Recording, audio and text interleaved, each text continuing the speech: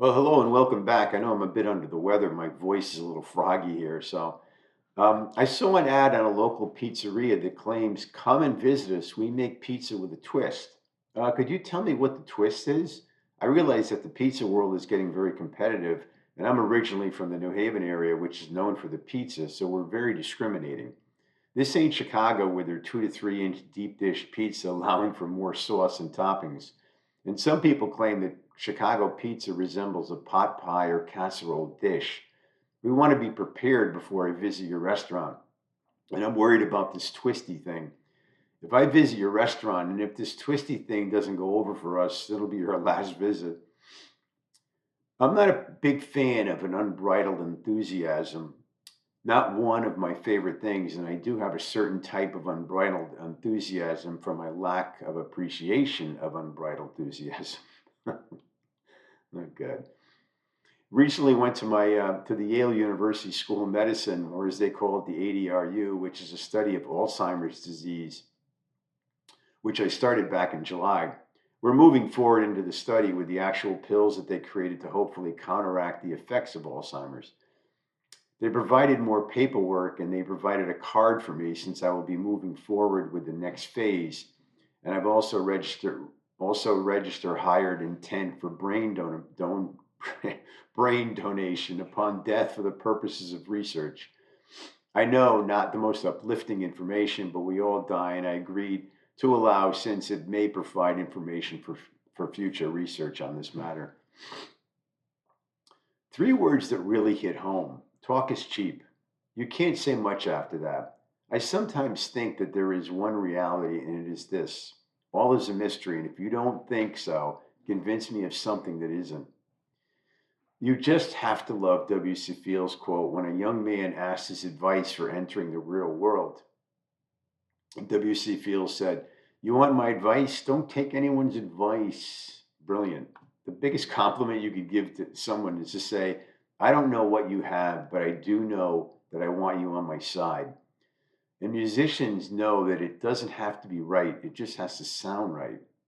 And if you have doubts about something, you probably know more about it than you ever will. And I'm not very proud of this, but it seems that some of the best moments in life were when I was drunk or stoned. I'm not sure if that says more about me or more about the libations and buzz. And of course, at my age, I'm taking it easy now. This form of escapism is not for everybody, but I seem to need it every now and then, though at my age, I have to limit this activity. I find that these mind altering trips or transformations remove me from the mundane and elevate my thought processing and very simply activate my mental acuity, which is limited. We should not always be sober, but this doesn't necessarily apply to everyone else. We're too grounded sometimes and need to stretch our perceptions, our vision, emotions, and ideas. And alcohol and marijuana worked very well with me, but at my age now, it has to be controlled. I certainly can't do what I was doing when I was 20 to 30 years ago. And I know my limits now, so I'll be okay. And most characteristics and traits in people are sublime and vague.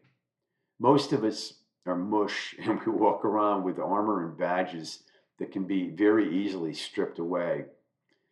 It may just be that what you forget is more significant than what you remember, and what you don't do, is more important than what you do.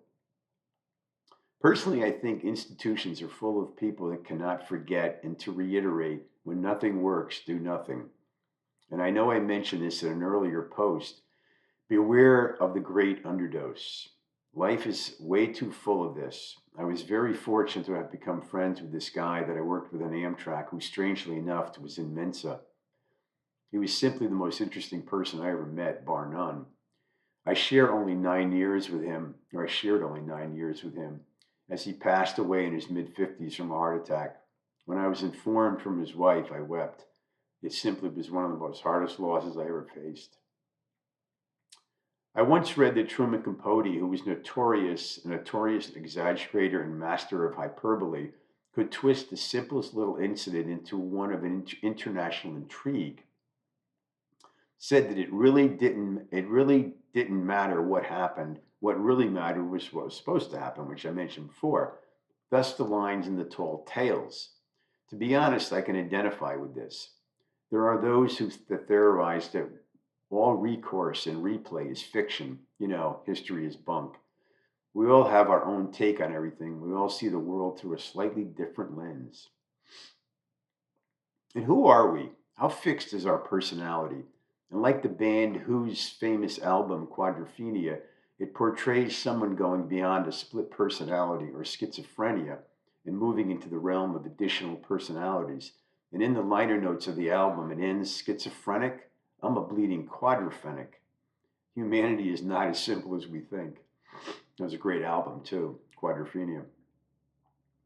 It's the later rounds that matter. It's not how you start, but how you finish. In order to speed up, you need to slow down.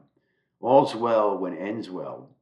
In order to finish first, you must finish first. You must first finish. Let me say that again. In order to finish first, you must fish. You must first finish. All right, we'll get past that one. I don't want to do another report on this. So, the tortoise always beats the hare. A journey of 1,000 miles starts with one step. A thing of much interest leaves a long trail. Nothing comes easy. Anything worth having is worth fighting for. Take your time. You might as well enjoy the trip. Haste makes waste. You get the message. I know I'm a little off today, but anyways, we were touring a good part of Europe last week, and I'm kind of beat up. But anyways, I'm glad that I don't hear the bullshit cliche, this changes everything. I don't know anything that changes everything. And I'm going to talk about the word we. It is a very sensitive word. We should be very careful with it. Let's say that I've been accused of some wrongdoing and another person was involved. I state my case by saying that we acted this way for a particular reason. Now, the other person involved defends himself by saying, "What's this we shit? You're not French and you're not pregnant." I recall one Christmas when I handed over an envelope to my sister-in-law and she thanked me and then went into the other room and then came back with her envelope and had $50 in it, the same amount that I gave her. I don't know what to make of it, and I suppose that it's better than getting a Christmas card for $25 in it, but I would be saying to myself, wait till next year. I got into a conversation with this guy that I worked with about a concept of forgiving and forgetting. I said that I was a forgive and forget person, and he said that he was the opposite. He claimed that he could not forgive a slight, but would forget about it. And he told me that I didn't seem like the forgive and forget type person. And I said that if someone goes out of their way to screw me, I won't forget about it. And he asks, so who has ever gone out of their way to screw you? And I said, I don't know, I forget. And I'm out. I know this was not my best video.